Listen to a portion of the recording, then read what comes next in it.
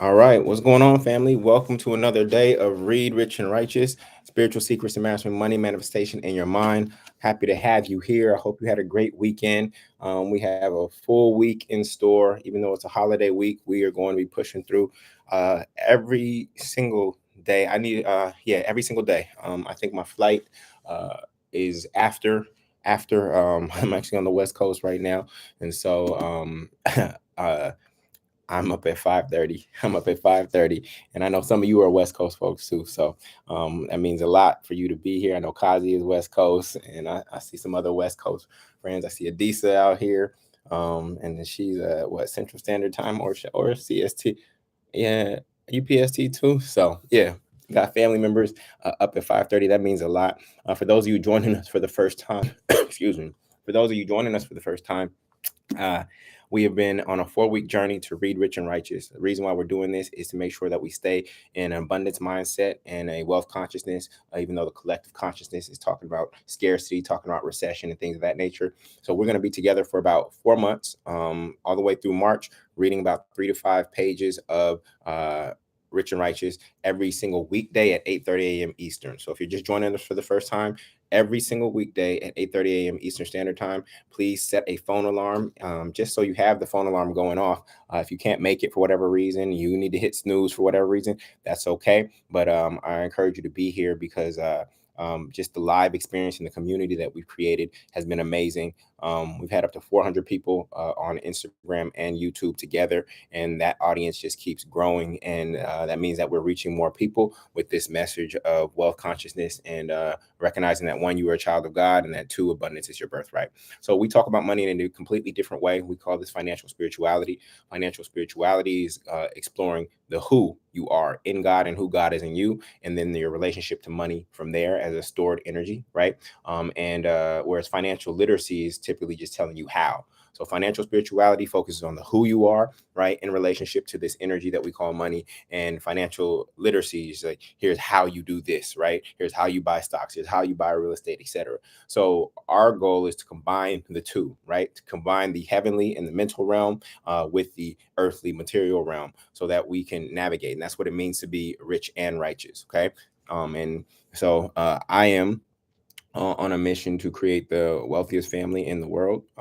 Yes, you heard that. I'm here to create the wealthiest family in the world. If I can help 100,000 families reach $1 million in net worth, that would make us the fifth wealthiest family in the world.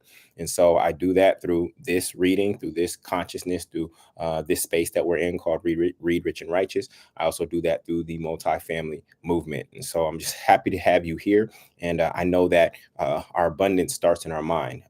Recognizing that you're a child of God, therefore that abundance is your birthright, it all starts here. And once we understand that, then we know that we are here to have dominion over this material experience that we call life, that we call earth.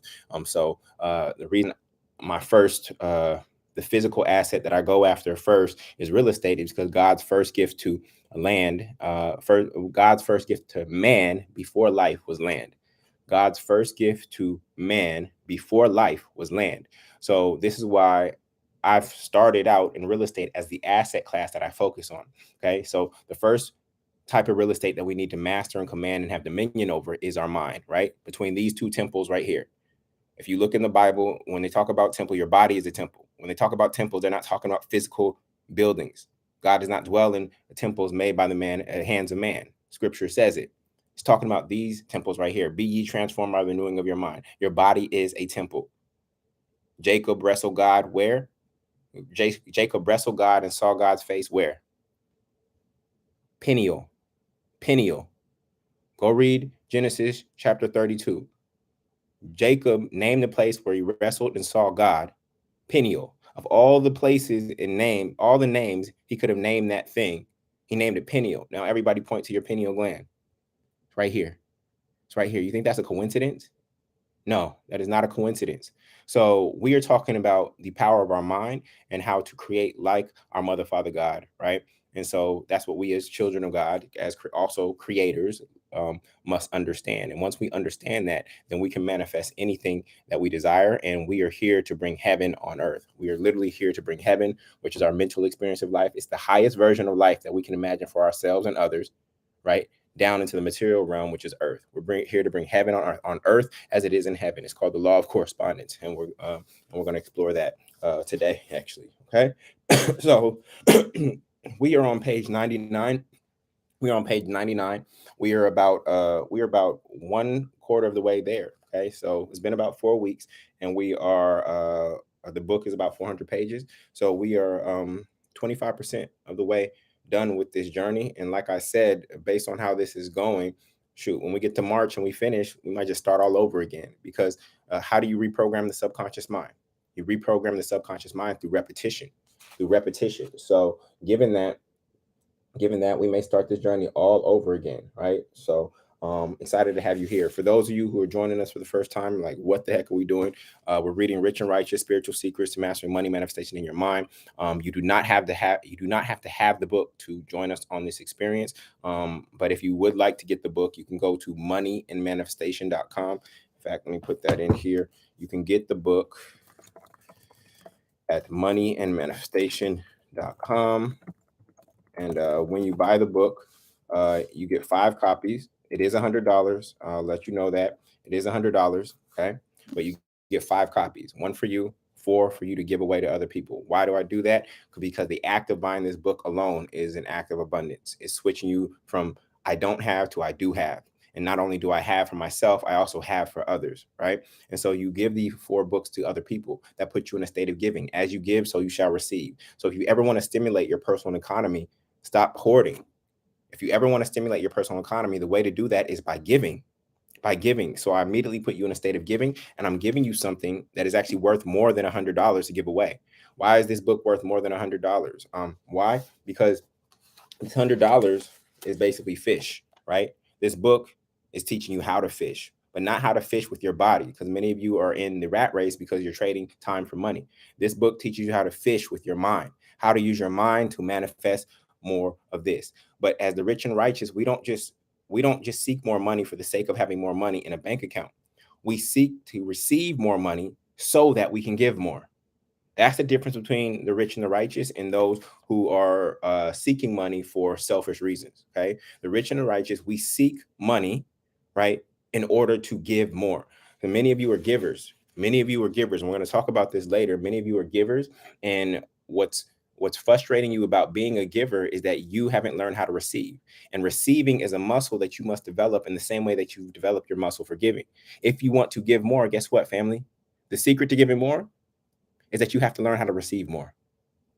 The secret to you being able to give more to other people, to those that you love, and to the world is for you to learn how to receive more. Okay. But again, it's not a receiving for yourself, it's a receiving so that you can be a greater blessing to other people. So we have to crack this code. We have to crack this code. We've been programmed by religion in society to believe that poor is good, poor is noble, poor is sacrificial, poor is godly. There's nothing godly about being poor. There's nothing godly about being poor. Okay. We come from an abundant creator. You go look at a piece of fruit and how many seeds are inside of it, right? Well, not these manufactured fruits that they have down here. But if you go look at a natural piece of fruit, how many seeds are inside of it? It's multiplicity over and over and over, right? So when you look at how the creator creates, it is one of abundance. There's nothing scarce about God. So if there's nothing scarce about God, then how is that? How is there scarcity? How is scarcity godly? How is scarcity and lack and limitation godly? It's not. It's not. Okay. So let's get into it. I didn't mean to start off with a 10-minute sermon. But here we are. And again, if you would like to get the book, I pinned the post. You can go to moneyandmanifestation.com and let's get it in right now. Okay, so we're on page 99 for those of you who have the book. We're on page 99, and today's section is about 5.25 pages, and 5.25 pages, and we're gonna read as above, so below. Okay. Deep breath, everybody. Breath is the easiest way to connect with your creator, whatever you call it. Whatever you call your creator, your breath is the easiest way for you to connect. Okay. And so if you ever feel disconnected from your creator, just like you plug in your phone to charge it up, right? You can simply go to your breath, close your eyes, and just take a deep breath. Okay. What's powerful about the breath is that God is breathing through you. You are not breathing. You do not control your breathing, family. God is breathing through you. Something is breathing through you. You are just the instrument. Okay. And if that instrument is cleaned out and there's no blockage, then that instrument makes a sweet, sweet sound in the world based on how your life unfolds. And so, what we're doing is we're clearing out any limiting beliefs, any beliefs of lack, any beliefs of scarcity that are in us that are blocking God from using us and breathing through us naturally. All right.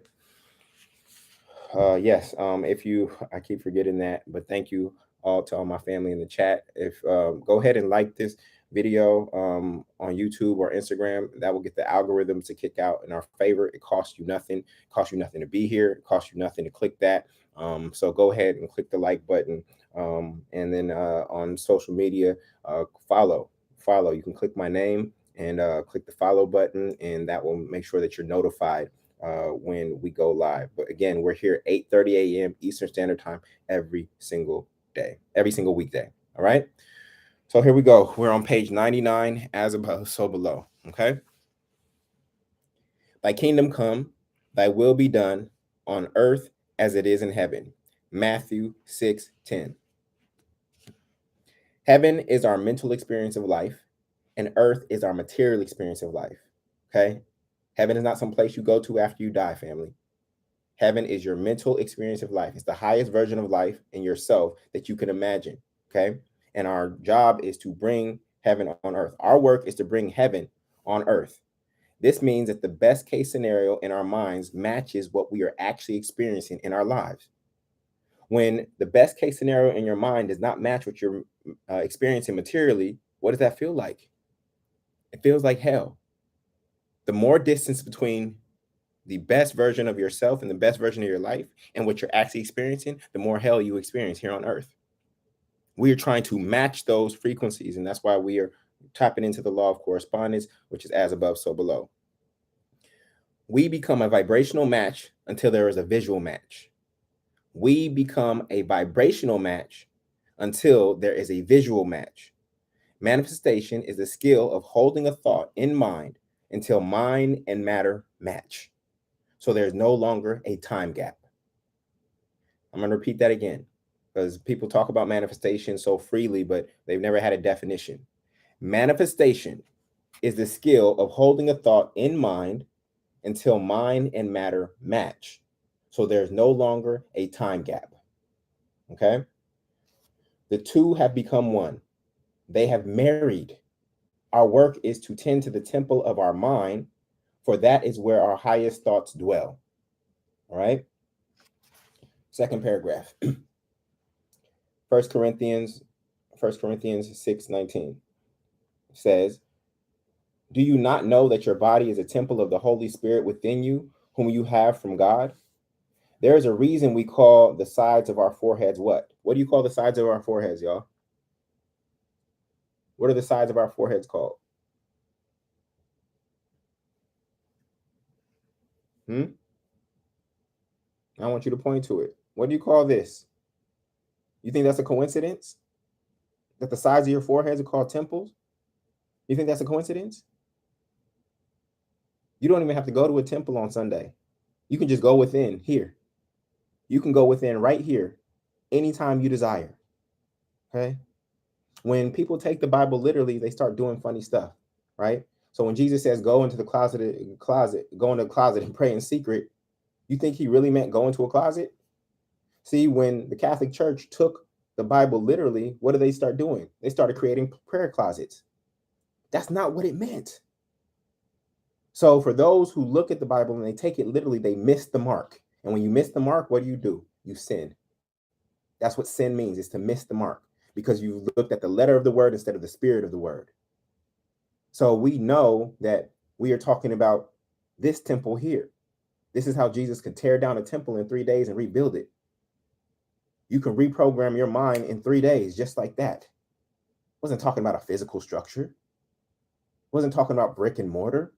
It's talking about reprogramming your mind around any thought can happen in 3 days. You can tear it down, you can cause it to die, and you can resurrect it. Okay? You can create a brand new version of yourself. in 3 days. Okay, with focused thought and energy, when you understand where the real temple is. Okay, I believe in fellowship. Okay, there's a reason we call the sides of our foreheads our temples, right? I believe in fellowship because whenever two or more are gathered in God's name, there's power. But never forget where the first and most important temple actually is, in your mind. You can go to church any day, anytime, not just Sundays, by going inside your own temple. Acts 7:48 reads, "The Most High dwelleth not in temples made with hands." It's right there. The Most High dwelleth not in temples made with hands. What is the only temple that's not made with human hands? It is our bodies. Our body is the only temple that is not made. Your mother's hands did not make your body. Your mother held space for your body to be formed, for God to use the womb, but your mother did not put your arms on you. She did not put your feet on you, not with her hands. She held space for that to emerge. That's part of the manifestation process. Woman's womb is a demonstration of holding something and allowing God to use it to manifest something through you, through you. Okay. But your mother did not put your eyes in you. Okay. So it's right here in Acts 7:48. The Most High dwelleth not in temples made with hands. But everybody's running to a synagogue or a church or something on some building on Sunday to find God. You don't have to go anywhere to find God. Go look in the damn mirror. Go look in the mirror and you will find God. Jesus said in John 10:34, "Is it not written in your law, I have said ye are gods?" But they don't preach that on Sunday. Why? Because they'll call it blasphemy, though it's in the Bible, because they don't want you to know who you truly are. They don't want you to know who you truly are as a God, as a lowercase g. I'm not calling you the OG. There's only one OG, okay? But you are a God. As a child of that OG, the capital G, the gangster, the real God, okay? You are a God. You're lowercase g, a child of God. How, if you're not a child of God, then what are you? You some foster kid? You a bastard? If you're not a child of God, then where do you come from? It's like, it's so evident. But we've been convinced that we are the opposite. We've been convinced that we are sinners. How does a perfect being create an imperfect creation? How does a perfect being create an imperfect creation? Just explain that to me. So God made a mistake in its design?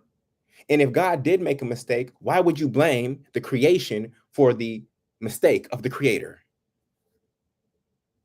If a car manufacturer, okay, if a car manufacturer does something wrong when they're designing the car, what do they have?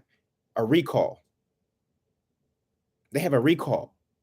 You don't blame the driver of the car. You blame the manufacturer of the car, the manufacturer, the entity that manufactured you or the car would be to blame.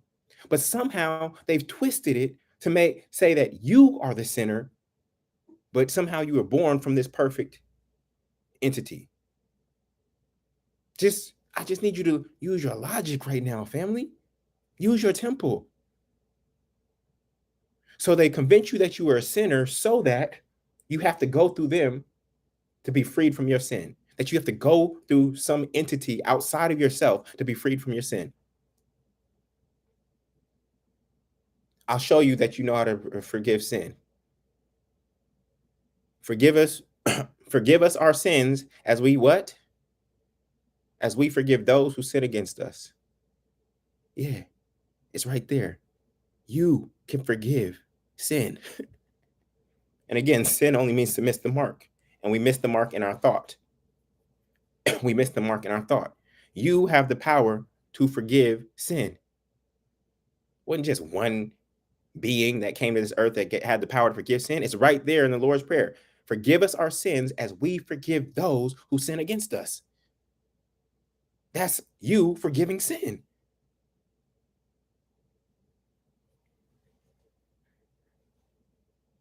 You know, most people who believe in the Bible have never even read it. Most people who believe in the Bible, their whole life is based on it, have never read it. So when people want to debate with me, my first question to them is, have you even read it? Your whole life is based on that book and you haven't even read it. So once you're done reading it, then come holler at me.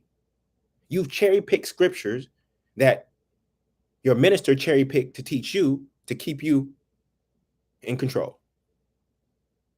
If you truly believe what you say you believe, then go ahead and read the book. It's one thing back in the day when illiteracy rates were extremely high, but all of you can read. You can read today. And if this is the most important book in your life, then why haven't you read it? It must not be that important. It must not be that important if you haven't read it. You devoted your whole life to God, but you haven't read the instruction manual. Make that make sense. Make that make sense. Sit your ass down for 6 months to a year and read it. If your whole life is based on it, you're just going to hope that what you're hearing, secondhand information, cliff notes from a minister, is the truth. It says, study to show thyself approved. It doesn't say go sit in a pew and listen to somebody else who studied to show themselves approved. These ministers know the truth. They're just not ready to tell you because it would disrupt their whole situation. They wouldn't be collecting tithes no more. Nobody be showing up to church no more once they knew who they truly were.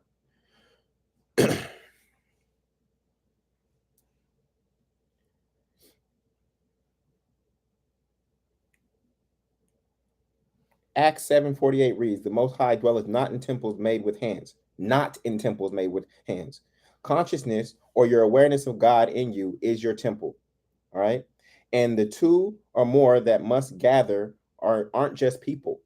The two or more that must gather are not just people. They are your thoughts, emotions, words, and actions. Okay. The more of them you gather around a divine idea, okay, the more thoughts, emotions, words, and actions you gather around a divine idea, okay, the more likely it will manifest. Right. Even if nobody in the world believes you or in you. This is really key because some of you are waiting for others to believe in you and your ideas. You don't have to wait. You don't have to wait. Even if nobody in the world believes you or in you, you can still tap into the power of God inside yourself when you are aligned because it is done unto you as you believe. Scripture says it is done unto you as you believe, not as in other people believing in you. So when somebody is not believing in you, family, guess what? It is actually you projecting your own fear, doubt, and worry through another person because you can't accept the fact that you don't believe. And how do you know it's you? Because if my belief is stronger than somebody else's doubt, then I keep moving forward. But sometimes we need an scapegoat. Oh, my parents don't believe in me. My friends don't believe in me. My spouse doesn't believe in me. You need an scapegoat because you're not ready to accept the reality that you don't believe. If your belief is greater than all of their doubts, then guess what? You're going to still move forward and it's still going to happen. But we look for a scapegoat and an external entity to say they don't believe in us. My teacher didn't believe in me. My coach didn't believe in me. No, you didn't believe in yourself. Accept full responsibility. It is done unto you as you believe. On the top of page 100. Consciousness has often been confused with how aware you are. Listen to this. Consciousness has often been confused with how aware you are about your oppressor or the system or the matrix. Oh, yeah, I'm conscious. Look at me. I'm conscious. I read all these books. I know about my oppressor and all of that and how they move and operate. If you can articulate all of that, but you can't speak as powerfully about who you are, then you are not conscious.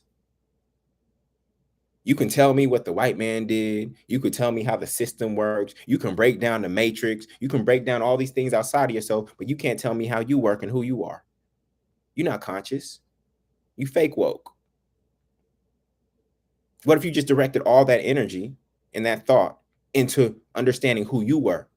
Then you would realize that the matrix has no power over you. You realize that the white man has no power over you. No individual or entity has any power over you, but you decided to focus your energy on understanding somebody else as opposed to yourself.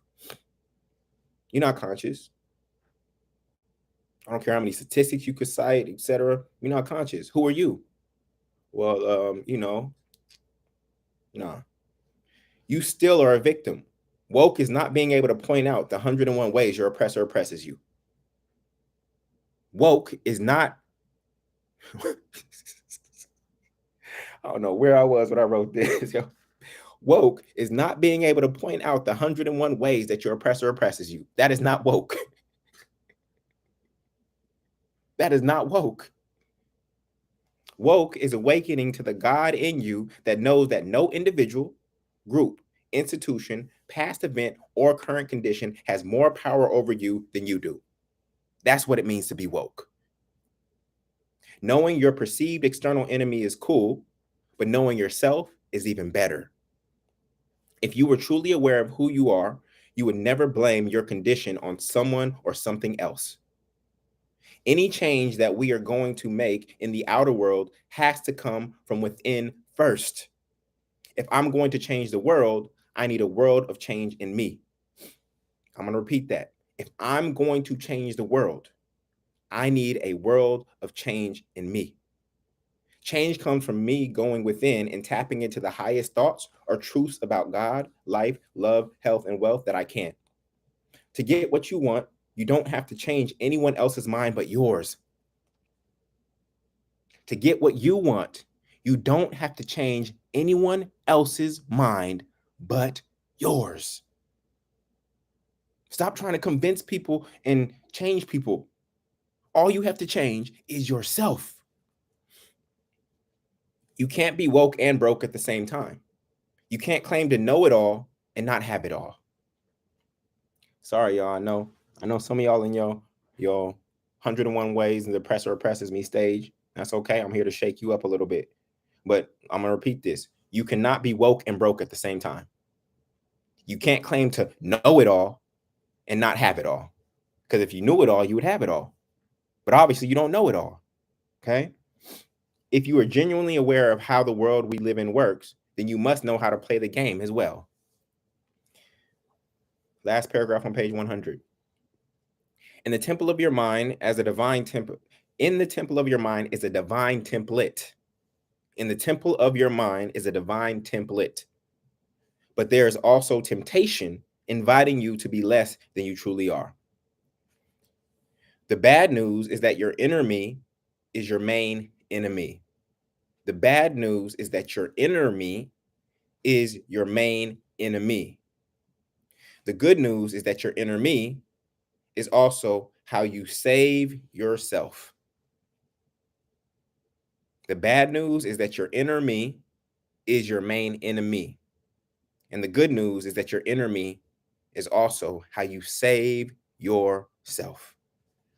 Luke 4:9 says, the devil led him to Jerusalem and had him stand on the highest point of the temple. If you are the Son of God, he said, throw yourself down from here. Throw yourself down from here. This was an allegory. Listen, how many remember that story when the devil tempted Jesus and took him to the top of the temple? Now, again, where's the temple, family? You think he took him to the top of a building? You think Jesus was standing on a roof? When you take it literally, you think he was standing on a roof somewhere? No, he wasn't standing on a roof. He went to the highest level of consciousness that he could go to. He went to the highest point of the temple in his mind. This is why Moses goes up to mountains, right? A lot of things happen on mountains. Noah's Ark lands on a mountain. What does a mountain represent? In the Bible, it represents a higher level of consciousness. Okay?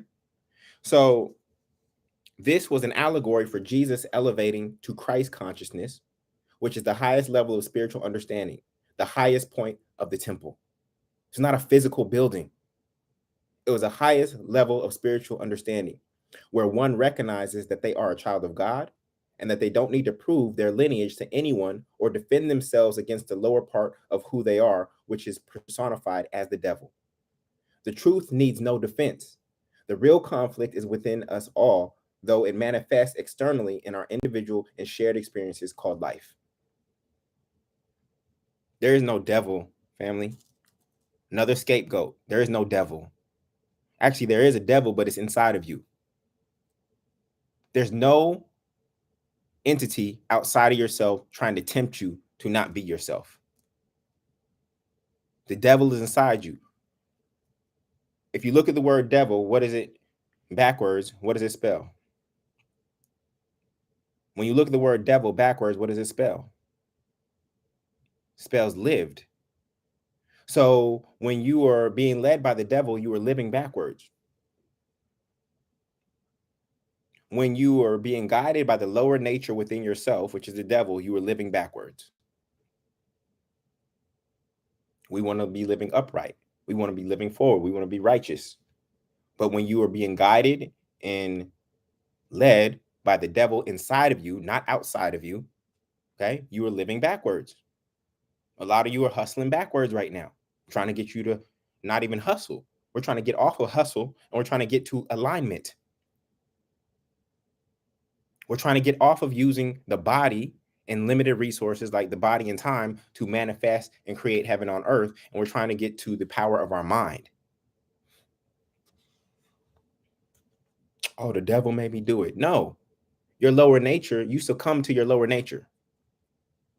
The devil made me do it. The devil is a lie. No, you succumbed to your lower nature. Just say that. The devil made you take in that drug. The devil made you hurt that person. The devil gave you that road rage. Come on, y'all. Page 101, second paragraph. Wealth consciousness is the highest thoughts and understanding about money, and poverty consciousness is the lowest. When thoughts turn to things, ethereal thought is descending from the heaven of our minds into dense matter. If it matters, it materializes. Okay? If we hold the thought long enough by believing it, it will eventually manifest in our experience. When someone says, as a matter of fact, listen to that.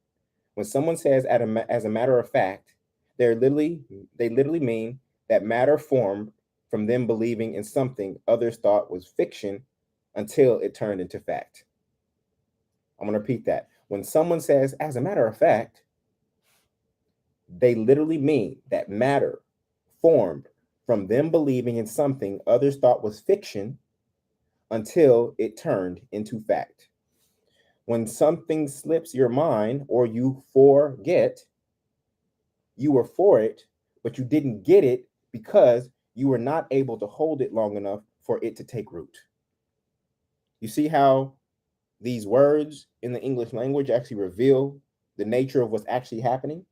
So I'm going to say that again. When something slips your mind or you forget, you were for it, but you didn't get it because you were not able to hold it long enough for it to take root. That means that it wasn't that important to you. You paid lip service to it, that it was important, but if you forgot it, then it wasn't that important to you, and therefore it didn't manifest. Okay? It likely wasn't important to you because it wasn't, golly, it likely wasn't import. You hear that? Import. It likely wasn't important to you because it was an imported idea from outside of you, which is called programming. Yo, this wordplay is crazy, family.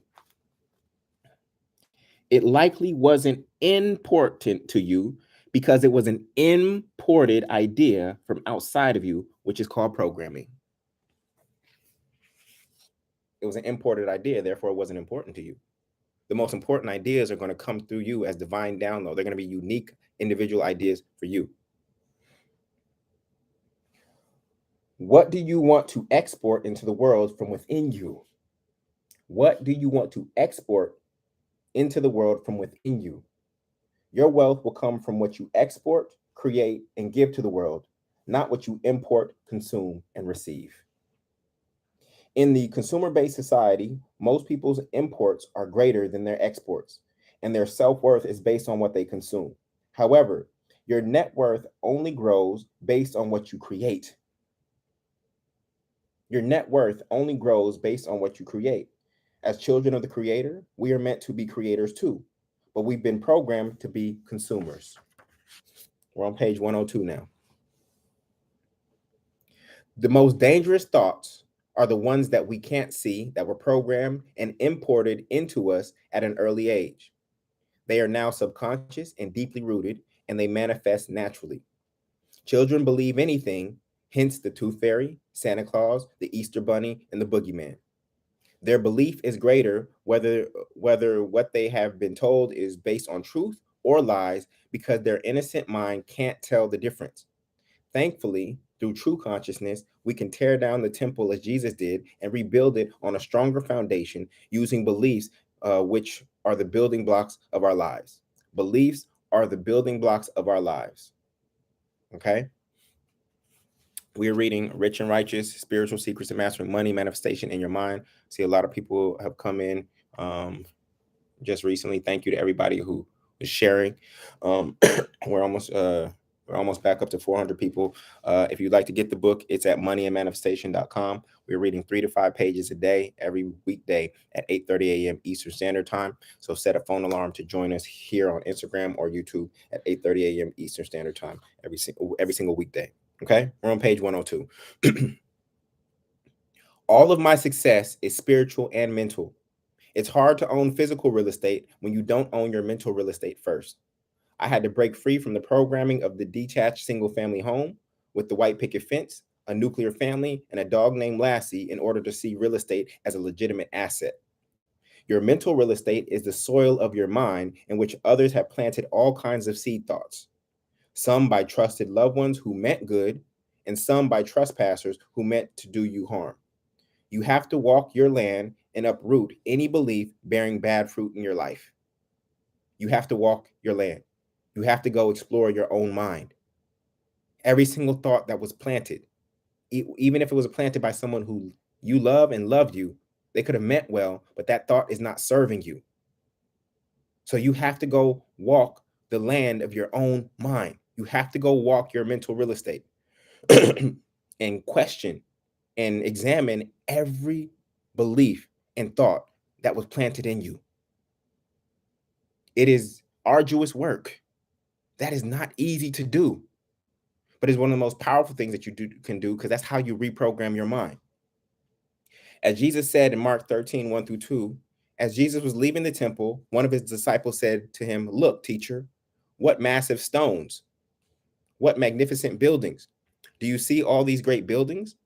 Replied Jesus, "Not one stone here will be left on another.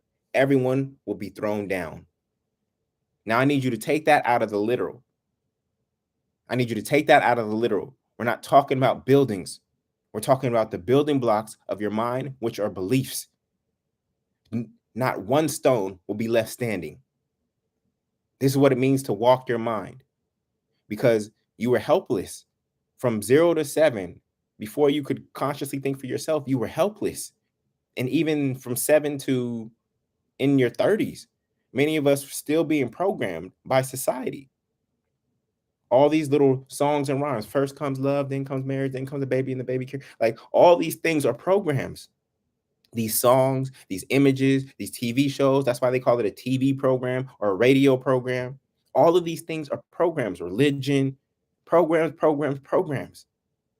Okay? We have to come to the awareness that we are the programmer. We're not just the computer that's allowing something outside of ourselves to program us, but that we are the programmer. Okay? So again, Jesus replied, "Not one stone here will be left on another. Everyone will be thrown down." So a stone represents truth, okay? A hardcore truth. Stone represents a truth, and we have to look at all the things and beliefs that we built our life upon, and question them. And then rebuild the temple. And we're going to get into that. I'm going to show you the 4 steps to reprogramming your mind. I'm going to show you the 4 steps to reprogramming your mind. When is that? I think that's later on this week. Okay. The temple is not just the temple Jesus is referring to is your mind. It is tedious work to have to explore every brick of belief your life has been built upon from your thoughts on God, love, money, food, health, learning, success, friendship, etc. But it is necessary. Okay? How many of you remember the food pyramid? How many of you remember learning about the food pyramid in elementary school? Okay? How many of you remember that? Do you realize that the food pyramid is not healthy? It is not the ideal diet for us as human beings, but it was a program that was hammered into our minds. It is not a healthy diet. It is not what's best for us, but it was a program that was placed into our minds. Okay? So we have to examine everything. Again, I'm going to give you some of the categories. All of your programs about God, love, money, food, health, learning, success, friendship. Okay? These are some of the areas where you need to examine your programming. Okay? But it is necessary. We want to ensure that the foundation we are building our life upon is as strong as possible. You build up in heaven before you build up on earth. You build up here in heaven by reprogramming your mind before you actually start to build on earth. An architect, what do? Where do they envision the building? They envision the building in their mind first. Then so the thought is the 1D, first dimension. Then the drawing is 2D, right? It's flat. The blueprint is 2D. Then they might make a smaller 3D model, right? That you can visualize, but it's not to scale. And then 4D is when you can actually walk through the building and experience it in time and space. Okay? So I'm going to repeat that. 1D is the thought. It is what's up here. Okay? It's not tangible yet. 2D is when you take that thought out of your mind and you put it to paper or in writing. Okay? Now it's on a flat surface. 3D would be a small model of the ultimate building that they're going to create. Okay? You can see it, but you can't experience it. Then 4D is when you can actually walk through that building and experience the creation that started in your mind. Is that clear? All right. So again, you build up in heaven first before you build up on earth. Okay, we're at the top of page 103. We have a page and a half left. When determining what seeds to plant in the soil of our mind, we want to take our cues from God, but oftentimes we do it backwards because we don't understand the chain of command. We have used the below to try to comprehend the above. This is how man has made God in its image. Scripture says, Scripture says that let us make man in our image. But what has man done? We made God in our image. We've given God human characteristics. This is us trying to understand the above by looking at the below. You don't do it that way. You start with the above and you try to discern the below by looking from the above. Okay? So God is not a man, but we personified it, whatever it is, to think and look like a big version of us, which allows us to justify why we do what we do by saying God said. If anyone comes at you with that God said rationale, let them know that God didn't say that to me. God didn't say that to me. That is what you believe. And because that belief benefits you in some way that you can't logically justify, you need to be backed by a source outside of yourself that nobody can question. You go to church, they don't allow you to question anything, especially if it's out of alignment with what the minister teaches and their doctrine and their dogma and their rituals. But it says, knock and the door shall be open. Seek, ask, and ye shall receive. But how come when I ask a question in church, y'all say I'm going astray? Just because I don't believe what you believe? You don't even know what you believe. You ain't even read the Bible. You don't even know what you believe. I dare you to ask your minister if they read the Bible in full. I dare you. Cherry pickers. All right, where we at? God is in you, not outside of you. God didn't give somebody a message for you. God did not give somebody a message for you. God can speak to you directly. Okay. I'm the oldest brother in my family. Okay. My little brothers do not have to go through me to talk to my father. My little brothers do not have to go through me to talk to my father. They can go to my father directly themselves. And the same is true for you. In fact, their God is not your God. So you shouldn't care what their God said about them, said to them about you. We all have our own personal relationship and personal religions with God and don't need to go through anyone but ourselves to tap into this infinite source of wealth, health, and wisdom. There are 7 billion plus people on this earth. Guess what? There are also 7 billion religions because each one of us has our own religion. Each one of us has our own unique relationship to God. Now, you may group certain people because their ideologies are similar. But if you go to a church and you look at 300 people sitting in pews, that's 300 different religions because they all have a different relationship to source. They all have a different relationship to God. But what makes people feel comfortable, especially in groupthink and mob mentality, is that, oh, if enough people around me say that they believe the same thing, then this must be true. My set is bigger than yours. My religion is bigger than yours. My denomination is bigger than yours. So we must be right. This is why we got to convert people to ours, because the more people we have, the more right we are. That's not true. That's not true. Just because a lot of people believe something does not mean that it's true. Okay. Last paragraph on page 103. When you follow the chain backward, you remain limited because your own thinking and perspective limits you. When you follow the chain the right or righteous way, you are liberated as a spirit. This is why John 4:24 reads, God is spirit, and those who worship him must worship in spirit and truth. Consciousness is the ability to see ourselves in the spirit of truth, and observe ourselves from as close to a God's eye point of view as we can perceive. Okay? We want spirit to lead, but instead we've allowed the body to lead. When the body is in control, that is called physical dis-ease. Okay? And when the mind is in control, that is called mental illness. Okay? The ideal chain of command is God to spirit to mind to body. The ideal chain of command is God to spirit to mind to body. But again, when the body is in control, okay, that is called physical disease.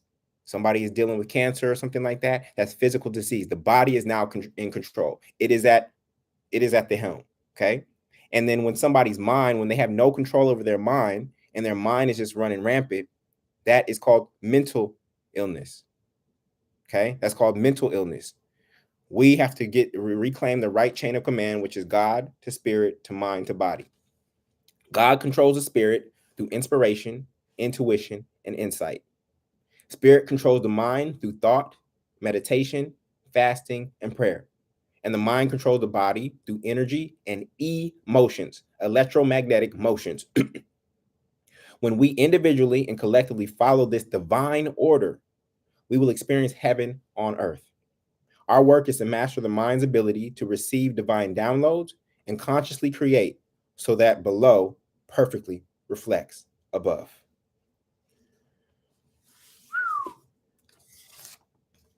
Heavy, heavy, heavy, heavy, heavy. Okay. So that concludes today's reading.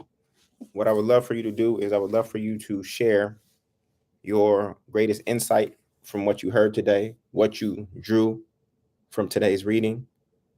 Rethink, relearn, reposition. Thank you for purchasing the book. I appreciate you. For those of you interested in getting the book, you can go to moneyandmanifestation.com. But what I'd love for you to share in the chat is, what was your greatest takeaway from today? What resonated with you the most? And I'll read some of those and we will conclude for the day. And we'll be back here at 8:30 a.m. Eastern Standard Time tomorrow. Please simply go set a phone alarm so that you are reminded to show up on Instagram or on YouTube. All right. Aisha said, I am my own religion. You are. You are.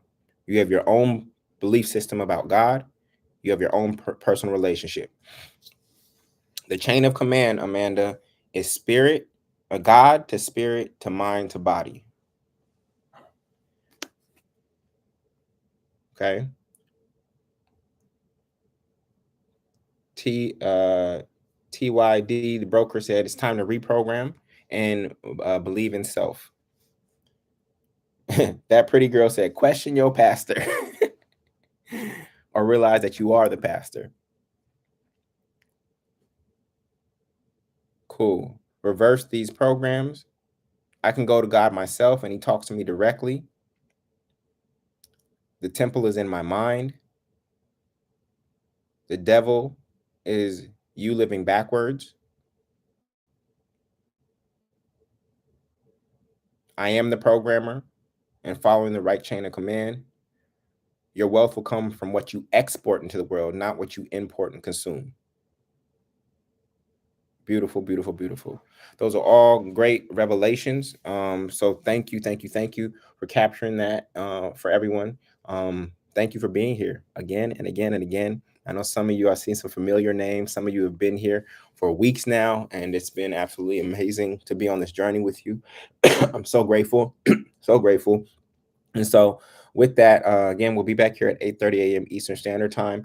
To get the book, you can get it. It is $100. Okay, it is $100, and when you buy it, you get 5 copies, one for you, 4 for you to give away. You also get the rituals workbook, which is the exercises and the worksheets to anchor in these thoughts to your subconscious, and you also get the audio book as well. So all of that is there at moneyandmanifestation.com. And then for those of you who are interested in experiencing me live and being part of my community, Generational Wealth Conference is in Atlanta. Generational Wealth Conference is in Atlanta on MLK weekend, the 13th, 14th, and 15th. And you can join us. You can join us at, what is it? It is go.genwealthcon.com. Yep, here it is. You can join us at go.genwealthcon.com. This is basically a conference for the rich and righteous, for the rich and righteous. As you, like I said before, my commitment is to seek to create the wealthiest family in the world over the next 30 years. I don't think it'll take 30 years once we are all in alignment, but I'm okay with a long time horizon. I'm not in any rush. So this is one of the ways. So in addition to the Rich and Righteous book, right, we have Generational Wealth Conference. And then, of course, I have the Multifamily Movement. So for any of you interested in buying multifamily real estate and achieving rent and mortgage freedom to get your rent burden or your housing expense off of the books for you, you can actually go to rentfree.com. Again, that's rentfree.com. And I actually have a webinar coming up where you can learn the game and learn how I've helped free 436 people. I've helped them buy multifamily real estate, which is over $150 million worth of real estate. So I knew that I had to demonstrate for all of you in the material realm first with my own real estate portfolio and with the multifamily movement before I introduce these spiritual concepts to you. But guess what? All of my wealth comes from this mindset. Okay. What you see in terms of my own wealth and my own real estate portfolio and how I show up in life, it all is a manifestation of this mindset, right? And I am experiencing heaven on earth right here and right now. My above is perfectly in line with my below. I'm experiencing heaven on earth right now. And I want that alignment for you. Okay. I want that. That is the kingdom. That is the kingdom. All right. And so Marla, are you still doing metaphysical Bible study? No, I paused metaphysical Bible study once this reading of Rich and Righteous just blew up so quickly, Marla. So we'll get back to metaphysical Bible study probably in 2023. We were almost done with decoding Genesis, so I'll pick that back up. But this reading and the time that I dedicate to you all every morning, I replaced metaphysical Bible study with this. And again, Spirit touched me about 4 weeks ago and said, Jullien, just read out loud. And I was obedient. And here we are 4 weeks later. So we are now on page 105. Tomorrow, we will be reading the conscious versus subconscious mind so that you understand the difference between the two and how they are supposed to work together. And I wish you all a beautiful, beautiful day. All right. So again, you can get the book at moneyandmanifestation.com. Again, moneyandmanifestation.com. And please set a phone alarm for 8:30 a.m. Eastern Standard Time tomorrow. All right. Love y'all. Catch you later. Peace.